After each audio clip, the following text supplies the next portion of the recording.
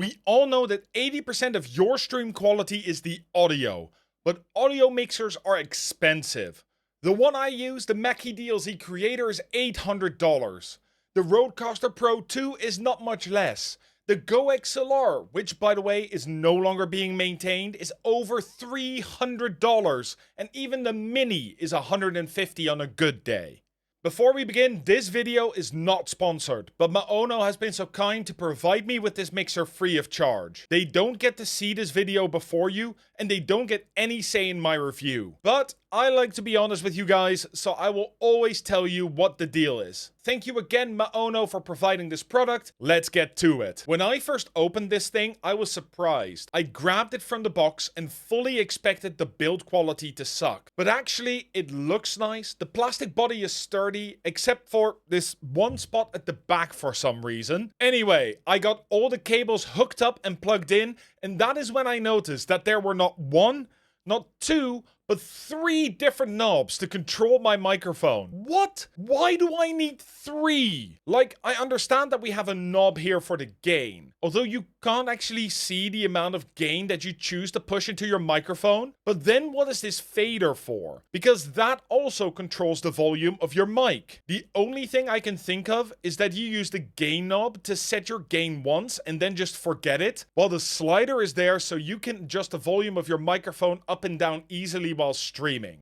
Once the mic is plugged in and you've got everything set up though, you might notice an extremely annoying hiss. You might hear this already. This is some kind of artifact that just stays there constantly. And that would be an absolute deal breaker for this device if there wasn't a built-in noise reducer. Completely eliminates the problem with one simple press of a button. And you would be using this first level anyway to make sure there are no clicky-clacky keyboard noises and mouse presses coming through. There's also a heavy noise reducer if you press it again, but you start getting cut off mid-word and it doesn't sound great. But if you're in a very loud environment, this might be your saver.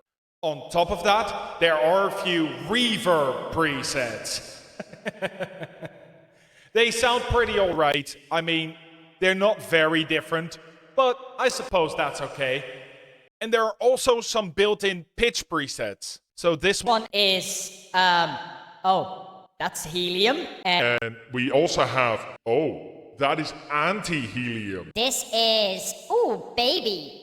That is baby. And what do we have? Oh my god. Have you two accepted me as your evil overlord? I feel like I'm your evil overlord. There are also 3 Soundpad buttons where you can record anything you want for up to 20 seconds. To record a sample, press the button and press it again when you are done. If you like this video, then make sure to hit that like button. Oh, and while you're down there, make sure to subscribe to stay up to date on everything that we do. If you like this video, then make sure to hit that like button. Oh, and while you're down there, make sure to subscribe to stay up to date on everything that we do. And to record a new sample, you can just hold down the button for a few seconds to delete what's already on it. On the back of the device, you can of course also connect your microphone, but it also has 2 USB connectors, a stream out jack, a headphone jack, and an aux jack. We'll get back to that last one in a bit because it's actually really interesting. You might think that it's weird that there are 2 USB connectors, but that is because this one allows it to connect to your PC, while this one is to charge the internal battery. Yes. This thing has a 2-hour internal battery, so you can take this with you and plug it into your laptop or your phone and record on the go, which I thought was an awesome option for, remember, $60. The nice thing is as well that the stream out means that you can connect to 2 PCs at once. Your gaming PC through the USB-C connection and your streaming PC through the jack. Ooh, the protective film is still on this. Can we do this? Are you ready for this?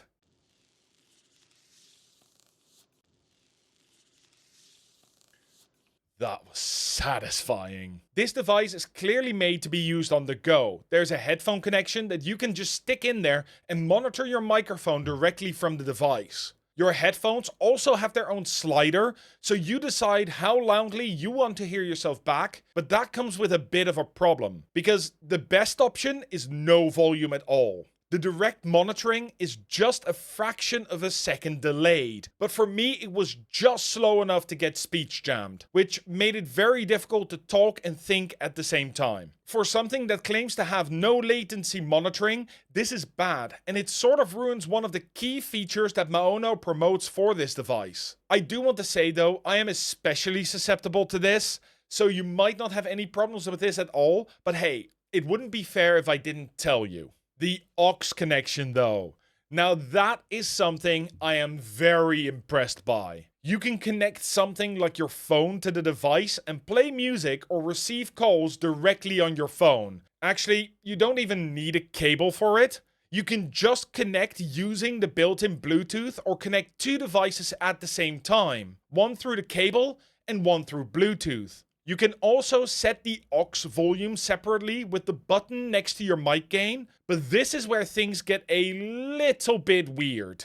First off, both the center button and the aux button seem to have a dead zone. So when you turn the aux all the way down, it needs to get to about 20% volume before it suddenly kicks on. So you can not smoothly mute it or start it up again and have to adjust the volume on your phone and on the device. But the thing that really confuses me is the role Maono thinks each of these buttons play. We've already seen that we can set the mic gain here and the aux volume here. And then you have a fader for your mic volume as well, but the giant round button on the center of the mixer controls the volume of your mic and aux input at the same time, which means that if you ever want to turn your music down, you need to use the aux gain button instead of the center button. That really makes it so that the center button just becomes something you set once and then forget. But with it taking up so much space on the device itself, you are bound to accidentally hit it while using it. I would have liked Maono to just remove that center button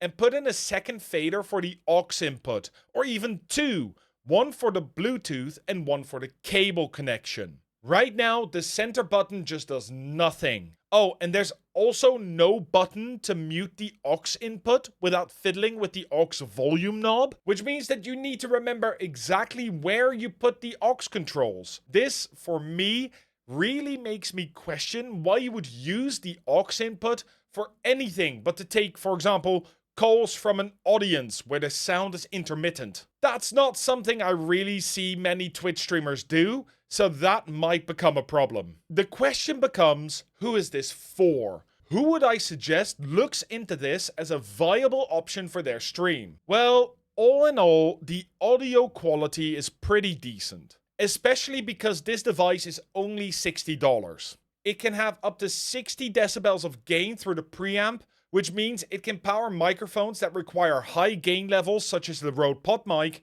and the SM7B without needing a cloud lifter in between. And if that is all you need from this device, then this device is very practical.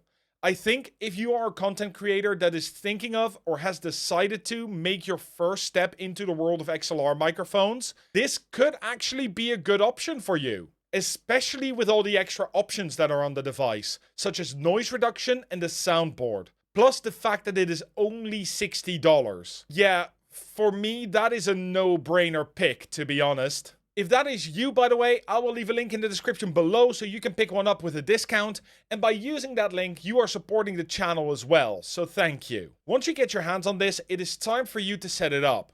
But just out of the box is not the best you can make it sound. Your microphone can 100% benefit from a little compression and EQ to make sure you sound your best. And that is why this video right here talks about how you can set up your microphone to sound amazing. And as always, stream better, stream smart.